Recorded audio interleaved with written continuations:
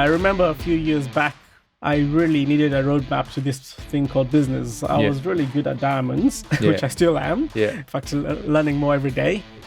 Hi, I'm Andrew Matner. In this episode of The Little Black Book, I'm joined by Kariuki, owner and managing director of Pink Diamond Capital. Pink Diamond Capital specialised in helping investors, collectors and connoisseurs around the world acquire rare Australian mined pink Argyle diamonds for their portfolio or personal holdings. They provide an end-to-end bespoke service, personally selecting diamonds for each of their clients customised to their individual needs. In this episode, you'll hear about how a gift from his father at age 17 helped set Eric on the path of entrepreneurship. You'll hear about the importance of having and understanding your business niche and how that can help you grow. You'll hear about how knowing your numbers and having a scoreboard helps Eric keep his business on track, and how he's created a strong network of advisors and mentors to assist his personal and business development. Finally, you'll hear about the importance of gratitude and working towards a purpose bigger than yourself. Welcome to The Little Black Book, a podcast for entrepreneurs by entrepreneurs who provide their first-hand experiences to help others learn and grow. This podcast is brought to you by Altitude Advisory. Altitude Advisory is a modern business advisory firm helping business owners build a better business for a better life. Favorite movie of all time? Good question. I'd have to say it's a Denzel movie. Denzel, yeah. It is John Q. Oh, okay. Yeah, it's an interesting one. Have you seen it? No, I haven't. You have to watch it. It's a gripping movie of a father's love for his son, Right. and the drastic steps he takes to to save his life, basically. Yeah. It's very dramatic, interesting story. It's gripping. It's well worth the watch. Is there any particular connection with that? Because you're a father and all that sort of stuff. Was there anything that that led you to it, or particularly drew you to it? That may be it. I think being a father and, my heart for vulnerable kids as well. And so when you see, I think I related to it subconsciously, being a father. Yeah. And just seeing the drastic steps a parent can take just to save his own kid's life just because of a faulty system. It's basically based in America where the son collapsed during a baseball game. Yeah, he's in hospital. He's in hospital. Yeah, I have seen. Yeah. And he couldn't get insurance to cover him because of the way the system works there. And he went and shut down the whole hospital. The dad did. Yeah, he took him hostage. Correct. Yeah. It's a gripping movie, and it's almost, you run along with it. I don't swear a lot, to be honest. Yeah. But at the end of the movie, he gets caught, and he's in court. And they actually... the jury handed down the verdict, and I was like, for F's sake. Yeah. No one wanted him to go to prison. The detective didn't, the hostages didn't, because they were there, and even the audience watching it, I'm sure people who've watched it have gone, he should be let free. It's quite gripping. Yeah, okay. I'll make sure I've circled back to that. So, it's really good. What about a name of a book that you read as a child or a young adult that had a real effect on you? There's a few books I've read. I'd have to say that it'd have to be the first one, which is Rich Dad, Poor Dad. Okay. By Robert Kiyosaki. Yeah. And I think quite a few people would have probably heard of this book. Yep. I think it's underestimated the impact it has. Because I'll tell you a quick story. In 2006, my parents put me on a plane from Kenya to come to Australia. Yeah. And as they said bye to me at the airport in Kenya, my dad handed me this book, Rich Dad, Poor Dad. Yeah. And obviously on the flight here, I watched all the movies that I could and thought I might as well read this book. Yeah. And that basically planted the seed for the entrepreneurial or business mindset, which then, years down the track led me into business. So I'd have to say that was one of the key books that made a big difference in my life. Yeah. What were some of the key takeaways that you took out of that book? When you read a book for the first time and there's so much to absorb that you have to read it 2 or 3 times just because you get different takeaways. But the key things was I'd have to say the possibilities that I wasn't aware of. Yeah. The possibilities of, what you can actually achieve and how you can do things different to achieve different outcomes, and that this whole business world unless someone tells you or you learn about the possibilities there is with it. He gives basic stories of, it may sound silly, but when he was a kid, the whole concept of buying 2 bikes so you can rent one out. Yeah. That's in the book. Yeah. And you start thinking, okay, well, hang on, that can work. Yeah. And you rent one out, you get income from that, and you have your own bike anyway. And so it's you win in the long term. Yeah. And just simple, basic concepts that can that really explain in basic terms how business can work. That was it was enlightening for me as a kid. Yeah. And didn't do anything with it for a while, but it later came back and circled back a few years down the track. Yeah. Which then led me into business. Into business, cool. Yeah. Do you have a really transformative travel experience that you've had that you could share? I have traveled. Well, I won't say I haven't seen everywhere in the world, but I've been to a few places. And again, going back to basics, one of the key travel experiences for me coming from a different country is actually coming to Australia. Yeah. That was sort of grounded me. But I think the biggest eye-opener, again, was the opportunities in this place. People, I don't know if everyone realizes how much opportunity this country is blessed with. Yeah. So you can pretty much do anything you want here. It's not just about the opportunities, so it's combined with a stable government, which, there's systems and processes, and there's gateways to be able to do things. Yeah. Some countries may have good government, or some countries may have, I think a lot of places there's opportunity. Yeah. Unless there's the safety and security and stability behind that, it makes it very hard to do things. Yeah. And here you've got pretty much the best of both worlds. Yeah, I think it's a really good observation you made. We quite often as business owners in South Australia, find a platform to complain about government or compliance or regulations or any of that sort of stuff, which is completely different to the unregulated frameworks and whether you call it corruption or bribery or other That's things right. in developing countries. So I think you make a really good observation. No, absolutely. And it's not unless you've been outside and you come back in, you realize how good you have it. Now, don't get me wrong. I know there's always improvements that can be made somewhere. But in general, it's actually pretty amazing. And so sometimes I intentionally leave the country so I don't get complacent being here for too long. Yeah. Just as a reminder of how good it is here. Yeah, it's cool. You're born and grew up in Kenya. Yes. What brought you to Australia? So, I can imagine you just described, jumping on a plane in 2006 and your dad giving you the book Rich Dad, Poor Dad. Yeah. But what brought you out here? Studies. Study? So I came here as an international student. I was 17 at the time when when my parents decided to put me on a plane to come here by myself. That was fun. Yeah. But I came here to complete my tertiary education. I studied a Bachelor of Applied Science in Civil Aviation. Yeah. At UniSA, done at Mawson Lakes campus. Yeah.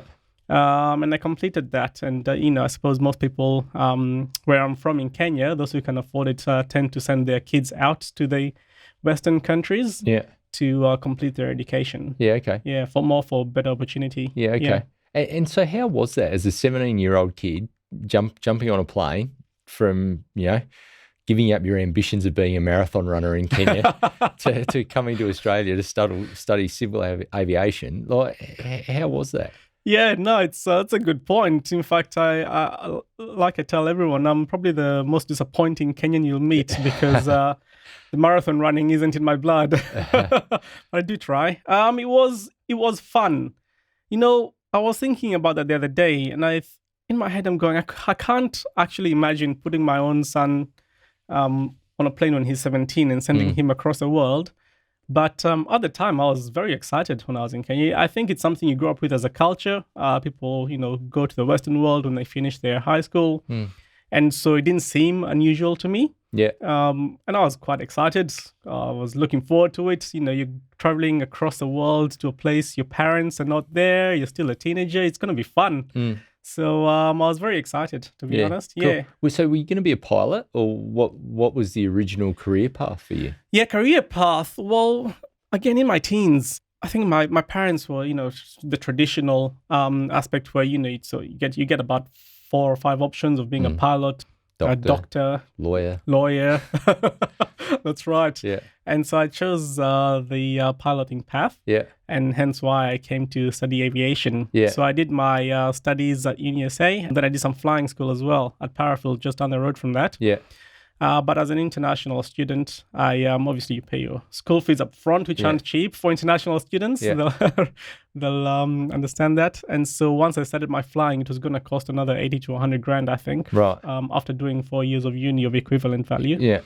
And I think I did my numbers then and calculated the return on investment after investing all that money in studies. Yeah. And what you get paid. And my parents were helping pay for the fees as well. Yeah. I just didn't want to drain them that much or feel like a drain to them that much. Yeah. So I ended up working in aviation management for a company locally called Cobham Aviation Services. Yeah. And I was there for quite a few years. But I ended up in the corporate environment other than flying around as a pilot. Having said that, I did do a fair bit of flying around with the company I was working with. Yeah. Yeah. Okay. And so, you're in there. You also went and studied to be a gemologist. Is that the right terminology? Yeah, that's right. So I did some studies with the Gemological Association of Australia. And so I focused on the diamond specialist aspect of it. And so I've completed my diploma in diamond technology, which is essentially the highest qualification you can get in Australia as a diamond specialist. So what led you down that path? As rock hopping or whatever you want to describe it, geology, has that always been a bit of a side hustle or a passion of yours sort of led you down that path, or what dragged you that direction? Isn't it natural progression from aviation to rock hopping? Isn't it? No, that's a good question. So whilst I was employed in the corporate environment, my wife and I, so I'm married with kids. At the time we had one. I was with Cobham for about 7 years. But about 5 years into it, my wife and I, wrote down our goals and plans for what we actually want to do. And a big part of it was we both wanted to make a difference in the lives of vulnerable kids. Yeah. And she really wanted to be a stay-home mum. She felt that we could make a bigger impact that way. Yeah. I realized that to achieve our goals, this is where it circles back to the book I read. Yeah. The Rich Dad Poor Dad book. I realized that actually, hang on, this whole business concept can actually work and help us achieve our goals. Yeah, okay. So that's how we ended up getting into business. But how do I get into diamonds? So I didn't know too many people at the time. I knew one person who happened to be in the jewelry industry. He was supplying diamonds to jewelers in Adelaide. And ended up teaching me what he does, and I decided I'm going to do it professionally. Yeah. And which is why I decided to study it. Yeah. And then I started my business making engagement rings at the time. Yeah, okay. And in fact, most of my clients were from where I was employed at Cobham. So kicked off my business. And it was a really, really interesting journey. Within 18 months, we had replaced my wife's income so she could be a stay-home mum. Yeah. And then another 6 months, so 2 years from starting, I was able to replace my own income and jump full time into business. Yeah, okay. Yeah. So you've gone from the aviation management into going and developing a bit of a side hustle, if you like, in terms of learning about diamonds and specialising, then to making your own jewellery. Yeah. And you've now transformed the business to an even different level where you don't do any of that now. You just help people invest in diamonds. That's right. So how did you come across that niche? Yeah, so whilst I was, making custom diamond rings, my specialty was the diamond itself, the center diamond, and that's where my specialized knowledge is. Yeah. So someone referred one of their friends to me, and they actually came looking for diamonds as an investment, and they asked specifically about pink diamonds, and they'd done their numbers, so they turned out to be from a family office, the wealth manager. Yeah. And they'd obviously done their numbers and realized it's a good investment. They just wanted to learn about the quality of the diamonds and about the diamonds themselves from me. And so after his inquiry, I told him everything I know. And at the time, these diamonds are extremely rare. I didn't have access to them. So this was quite a few years ago. I actually sent him to a pink diamond specialist interstate. Yeah.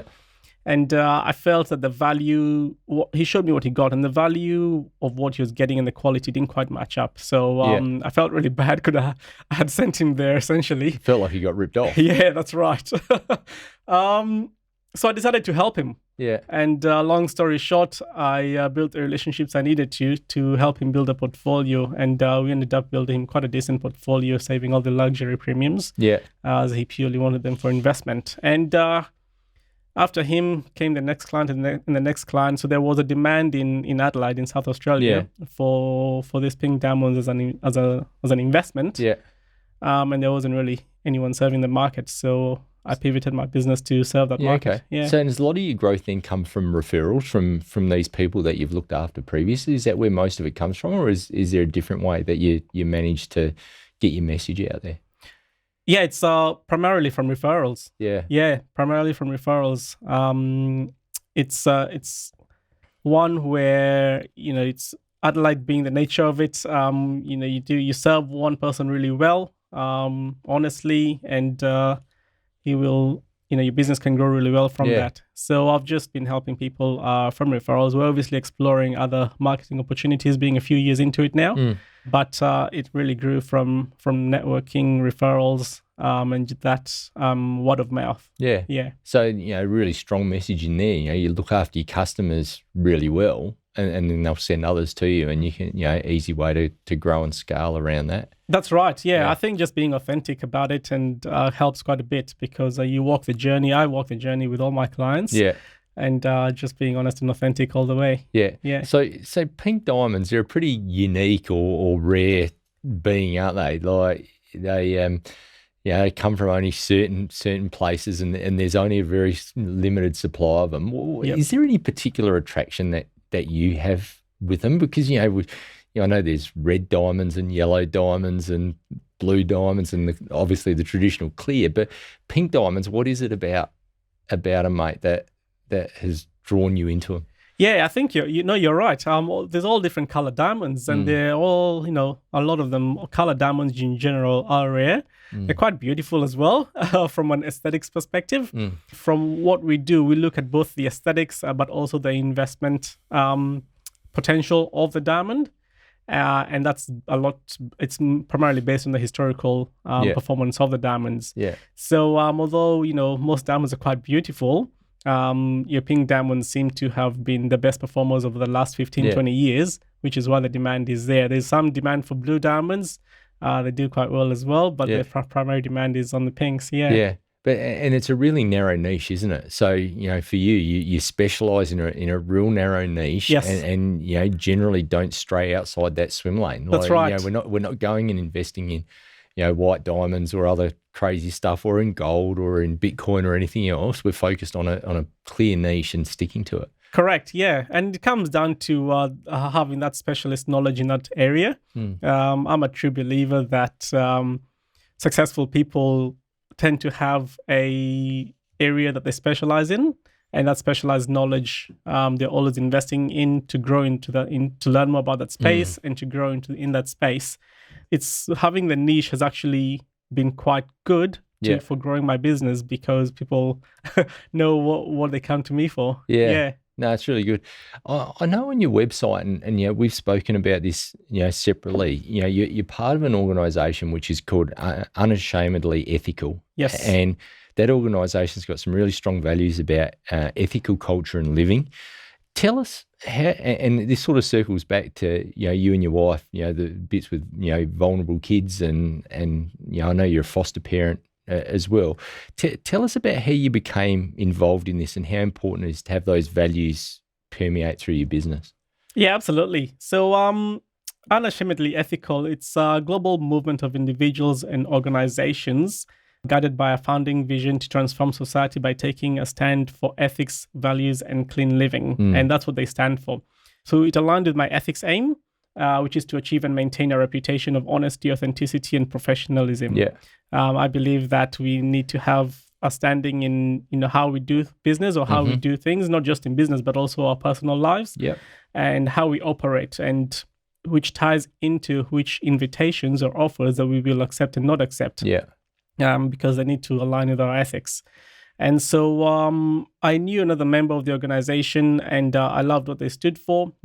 And I joined because it's a personal commitment to walk that journey of maintaining clear ethical lines in the way we do and the way we operate. Because it's a good thing. For me, it's a good. I can sleep well at night knowing that I've done my best. Yeah. And that's how I serve people and what invitations and offers I accept. Has clear boundaries. No, it's really good. You're a foster parent. That's right. As well.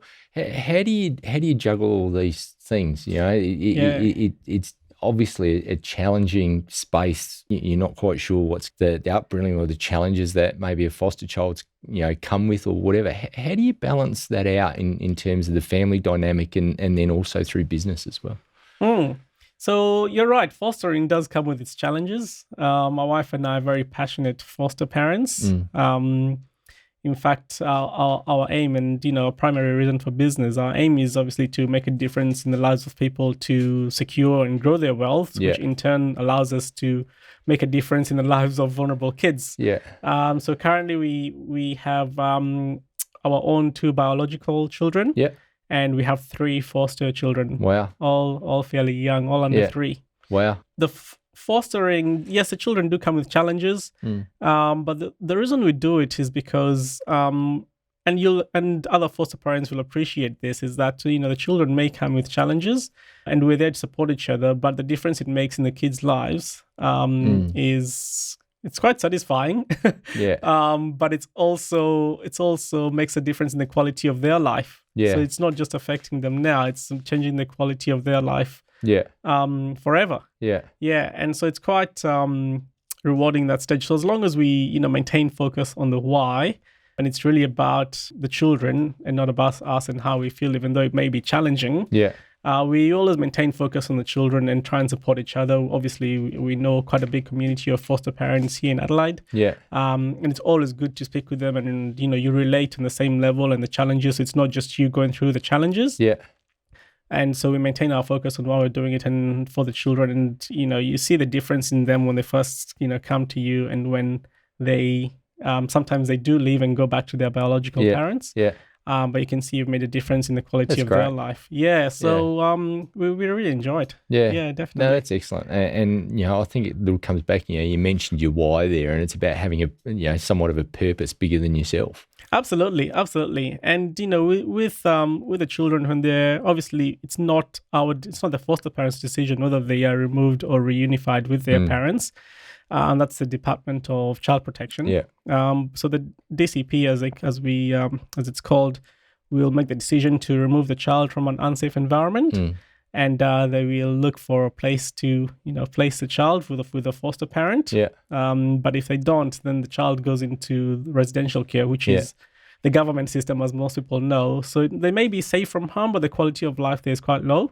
And so, for being a foster parent, knowing that we're making a big difference in the kids' lives is quite rewarding. No, that's great. So well done. And, there should probably be more people out there that are prepared to put their hand up to foster to help those at-risk definitely. Kids. I think most people can. I think anyone can do it. It's reward. It's not easy, but I don't think anything great is easy. So I encourage people to jump on the fostering bandwagon. No, that's good. I think you make a really good point. Nothing great is easy. That's right. So what are some of the challenges that you've had to overcome in your career or in your business life so far? Aside from the standard business challenges, I think most people in business go through similar challenges. But I'll tell you a story, which is quite interesting. I have a friend who was he's having a conversation with a business colleague of his, and this other person was an investment manager for it's a big global company. And he was quite interested in, he was happy to explore, investing in Pink Diamonds as an investment, as an alternative asset class.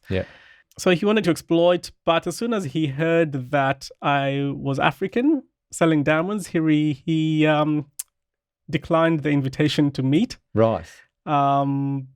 Which was, my friend was quite taken back. Oh, I bet. He went, hang on, he's never ever seen color or anything like that. And it was quite, I was also quite taken back by that. I felt like, I'm naturally disadvantaged. I need to work that extra bit harder just to prove myself. But most people, obviously, most people are okay and don't see that as an issue. But it's just every now and then you'll get that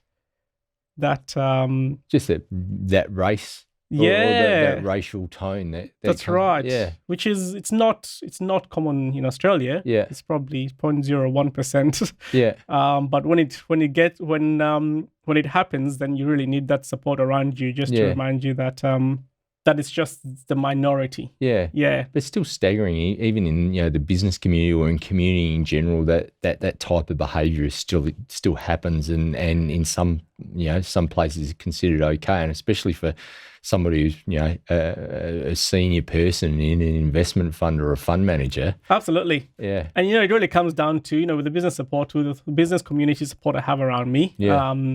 It just comes down to realizing that it's not you, it's them. Yeah. They're the one with the problem. Yeah. And so, but if you were doing business by yourself, it becomes really hard to get to that point. Yeah. But I have a lot of networking. There's a really good community in Adelaide. And it just comes down to this one individual and not really you. Yeah. That has an issue. Yeah, so that was probably going to be my lead to the next question then. So now, how important then is it for you to have that network of people around you? I know you've got an advisory board and you've got some trusted people that you surround yourself. How important is it to have that network? Oh, it's critical. It's critical in doing business, just from the personal support, but also from the business support and strategy. I think it's key to business success. I don't think anyone can... the business is... I founded the business. I'm the sole business owner. Yeah. But I still don't see as being in business by myself. Yeah. Because that network of support is critical. I look for people with specialist skills in, whether it's in personal development, whether it's in business advisory, whether it's in, marketing, whether it's people who've walked the journey before, like coaches and mentors, that can also guide you. I think if you're doing business in any shape or form, you do need that. Surround yourself with that. Correct. Absolutely. Yeah. One of the things that I do know that's happening in your market is that Rio Tinto, who's the operator of the Argyle mine, which is where most of your pink diamonds have been sourced from, have ceased mining. That's right. There. So how do you envisage your business having to pivot around what is, I'll call it, an adjusted supply now of what is your niche commodity? Yeah, so good question. And we've had the benefit of knowing that Rio Tinto is ASX listed, so that they announced the closure quite some years back. So we've known it's going to happen. It wasn't a surprise to us. Yeah. So we've had enough time to plan and strategize what the future looks like. Yeah. As a diamond lover and specialist, it's quite sad to see the mine close, but from an investment perspective, it is quite good as an investor. Because we've just lost over 90% of the world's supply of these pink diamonds, which have really good capital growth. What does the future look like? So the next 2 or 3 years still look okay. The supply looks good, and from an investment perspective, we'll start really to feel that suppression of the loss of supply. With the demand is forecasted to grow at 2 to 3% per annum for the next 8 to 10 years. So it's good for investors. Yeah. Business-wise, the investors can become the secondary market is strong as well. Yeah. So that's an avenue as well. Yeah. And there's a couple of things in the pipeline in terms of growing the business into the luxury investment space as well. So it's not about necessarily just buying a pink diamond and putting it in a ring or a necklace or something like that. You buy it, you park it, you invest it, you trade it like you could a currency or a share or Bitcoin. Correct. Yeah. Correct. The beauty about the diamonds themselves is that they meet the basic test from an investment perspective. Low supply, high demand. Yeah. And being a physical asset, they tend to have some more security and they're less volatile. Yeah. And so once you own this asset, there's the option of parking it in the safe and watching the growth, or you can enjoy it now. I'll pass it on to the next generation. You can wear it if you want, which doesn't detract from the value. But you can also on-sell it as well, which is what we do. So we offer that end-to-end service of all those various options. Yeah, it's just a pity that it doesn't physically grow bigger while you've got it parked in this safe. You can try watering it. try watering it. See if you turn it from from half a carrot to a full carrot. That's right. Yeah. What are some of your goals, mate, that you're yet to accomplish? So personal goals, I'm real big on health. In fact, my aim is really to achieve and maintain good health, happiness and prosperity. And so from a health perspective, being in business, which takes a lot of time and with a big family, as you've heard, your health is the first one which tends to go, which tends to have less attention. And so one of my goals is really to focus on that and achieve a healthy BMI, which is really be in the green zone for the BMI. Because I may look fit and healthy, but I'm a big numbers guy. So if the numbers aren't green in the healthy BMI zone, then I need to get there. So that's one big goal I'm looking at. But also from a career identity perspective, I'm looking to acquire a reputation of helping others prosper and have a successful social status. So that's one career identity I'm really focused on. Is to be known that one helps others prosper. Cool. You just mentioned numbers there, and it was in the context of your own health and well-being. So when you're running numbers, you really detailed orientated with your profit and loss and your balance sheet and all those sort of things. Is that how you're wired? Yeah, that's right. I like to look at my numbers. It really, my personality type is quite objective. And so the numbers are objective, and so the numbers don't lie, is what they say. And so I like looking at the profit and loss, at the balance sheet to see where we are at. And also really, I have a weekly meeting with my staff now just to look at how we're tracking for the monthly targets, for the how we're going in business in general. So liking the numbers and tracking how this. Do you have a scoreboard? Yes, we do. Yeah, absolutely. So what's on your scoreboard? So we all like winning or losing. What's on your scoreboard? Yeah, and actually I have to give credit where it's due, because after speaking with you a few months ago, you said, Derek, you should get a scoreboard. I said, okay, done. So thanks for that tip, because it really helps visually track where we're at. So what's on my scoreboard? Appointments. Because I'm tracking the activity, which then in turn would the results come from. So I'm really big on tracking activity other than just results. So the appointments and sales. So you're tracking both inputs and outputs. Correct. Yeah, cool. Do you have a life motto? Life motto? YOLO? No. That's what most people say these days. So I'm really, it's a good question. I'm really big on legacy. And I really had to think about what my legacy aim is. And my aim is to leave the next generation with the best chance of good health, happiness, and prosperity. So what my aim is today is what I'd like to leave for the next generation. Being a dad and being a father, having a family makes you think about the kids and what you're going to leave behind for them, not just financially, but also environmentally, the health. What I do now with my health is what they'll learn. And that's the habits those are the habits they'll take on.